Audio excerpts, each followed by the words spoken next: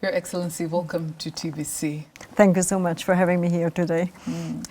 Let's start off with the significance of your visit to the Tanzania Broadcasting Corporation. Why was it important for you to visit TVC? I have been here now in Tanzania since 1.5 years, and I'm still learning a lot about the country. And I found it particularly relevant now also to learn more about the media sector, the media area. I will probably visit more media companies in the next days, also in the run-up for the EU or Europe Day on the 22nd of May celebrations. And I wanted to start off at the Tanzanian Broadcasting Corporation also to understand much better how you work, what kind of mission you have as corporation, and how you see the media landscape in Tanzania and your work. And what have you gathered so far? It was really, really interesting. I'm very grateful also for your Director General, Dr. Reoba, that he took his time. We had some profound discussions about the landscape in Tanzania, about your work. He showed me around also in the different studios that you have. I had the opportunity to talk to your management team as well, so it was really interesting. We compared also a bit notes about the media landscape in Africa and in Europe, and it's highly interesting for me, of course, to see what are the challenges, what are the opportunities in Tanzania in this area. Let's talk about now the EU-Tanzania relations. Tell us a bit more about how they have evolved over the years. We are here since 1973.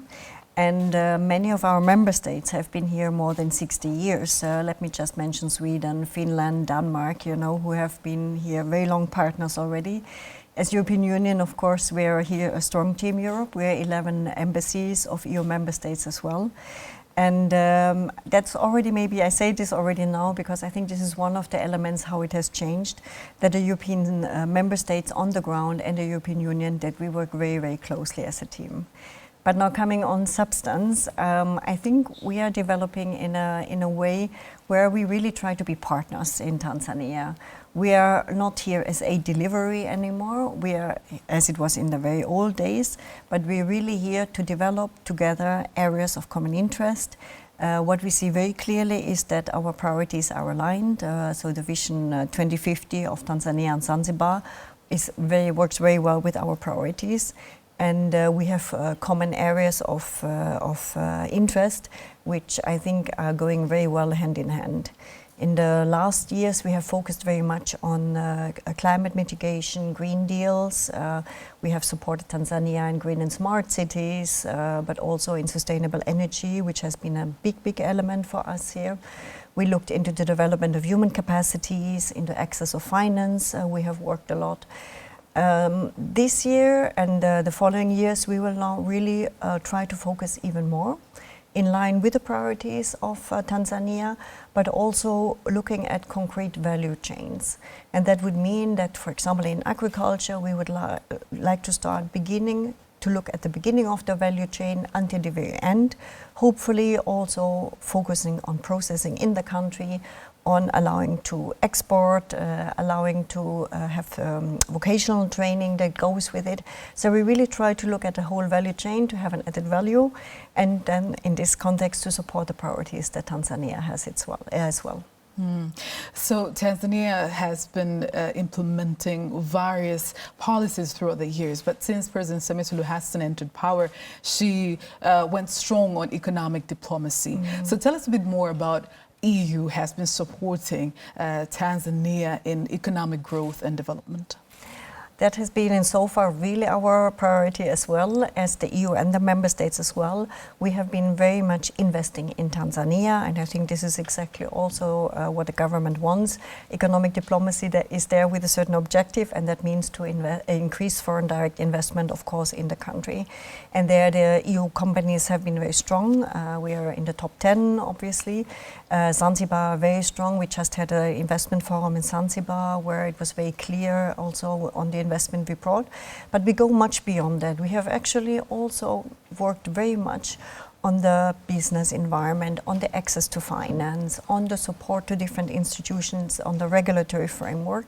But we have certainly also always come in with an approach to also liberate further funding. That means, for example, that the EU comes in with grants and guarantees, and then through this, international financing institutions or national financing institutions from member states can come in, and then we have much bigger programs that we can fund. And we know in Tanzania, it's still a program for small and medium enterprises or for startups to get funding. So there again, also with the European Investment Fund, we have actually created budget lines, credit lines, which can be used. And we have supported the government through budget support also in different areas, which allows also the government to implement its own priorities according to certain indicators. So this in all helps really to develop economic policies, but also to create a good environment for business to thrive and to implement specific policies. Also, you've touched a bit about the energy sector. Yeah. Tanzania has been a champion in this sector. The president herself has initiated various projects, clean cooking agenda, just energy in general, Julius Nyerere hydropower plant. How has Tanzania been working now with the EU in this agenda? Again, this is a sector we align very much. Both the European Union and the member states have been very active in clean cooking. The fact is that actually Tanzania is the biggest sub-Saharan clean cooking program that we have from the European Union side. We are currently already investing 30 million euro in this clean cooking area, and we're having another regional program under development. But also beyond that, we have invested a lot in resilient networks. That means we have worked with UNESCO, we have finance power stations, substations. I myself inaugurated Ifakara, for example. But also we really try to go into green energy.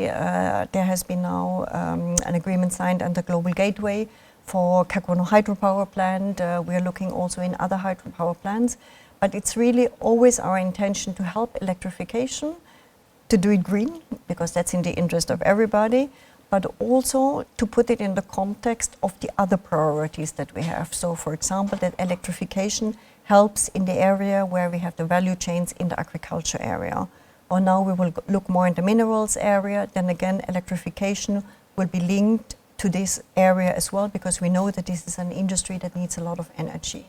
So we're working on green energy very closely with the government, we're supporting the compact as well, and I think that's an area we have had a lot of positive results together with the member states.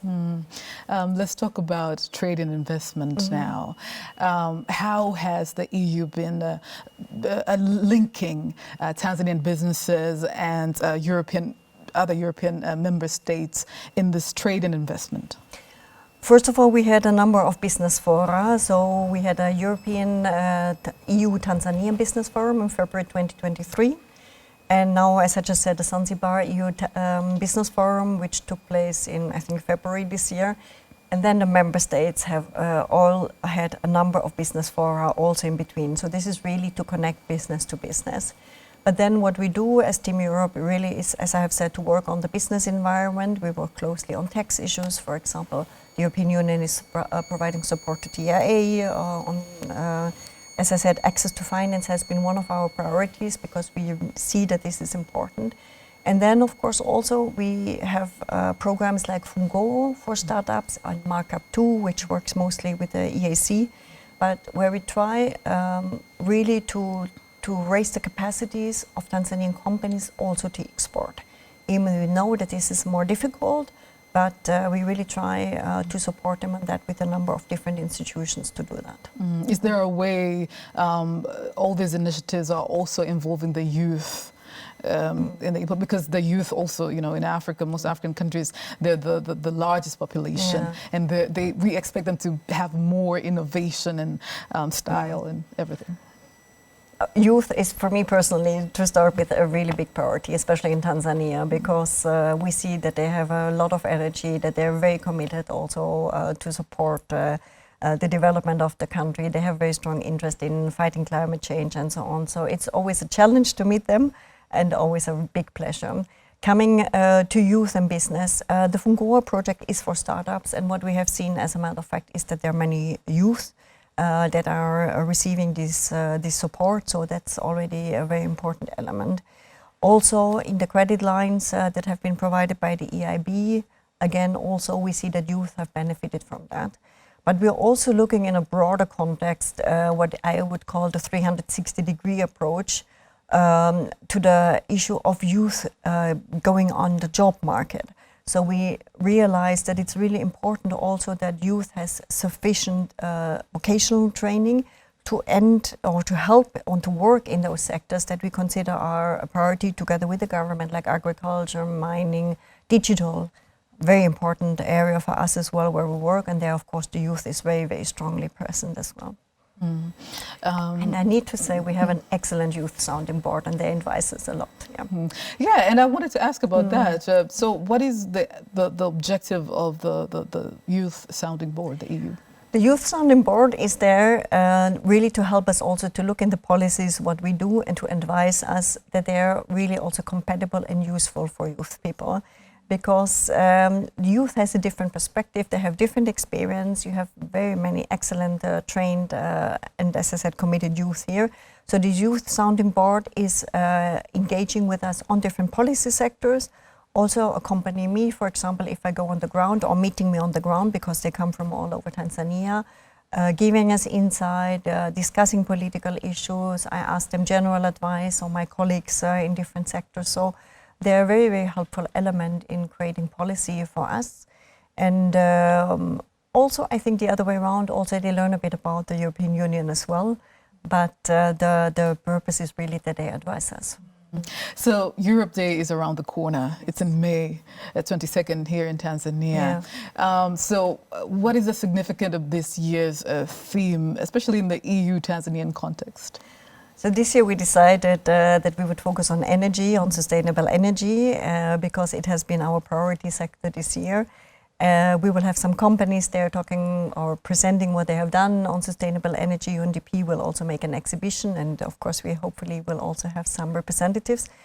But it's really also to reflect a bit this importance that the energy sector has for us, the green energy, and that we're investing a lot in the global gateway framework, and that we are here to stay on this as well. Because we see with the compact that has been drafted by the government that there's a lot of work to be done. We have already worked very well together, and I think the electrification of Tanzania, the protection of the environment through clean cooking, that's an absolute priority for all of us.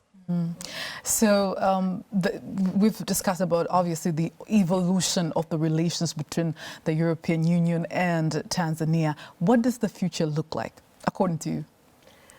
I think we will strengthen our relations even further. We had just in December our first partnership dialogue. Tanzania joined the Samoa Agreement, which is an agreement between the European Union and African, Caribbean and Pacific countries, which then leads to a partnership dialogue, which was very good in December last year. We have identified a number of areas where we want to cooperate more strongly, for example, the security area. And we just had a visit of Foreign Minister Kombo to Brussels, which was the first of a Tanzanian foreign minister in a long time. He met High Representative Callas, but also the European Parliament, the European Investment Bank, and Commission Director General. So it was a good exchange on our future cooperation. We are, of course, interested to have a sound working environment, you know, good democratic development as well. But I think it will be strengthened in the future for sure. Thank you very much, Your Excellency. You're welcome.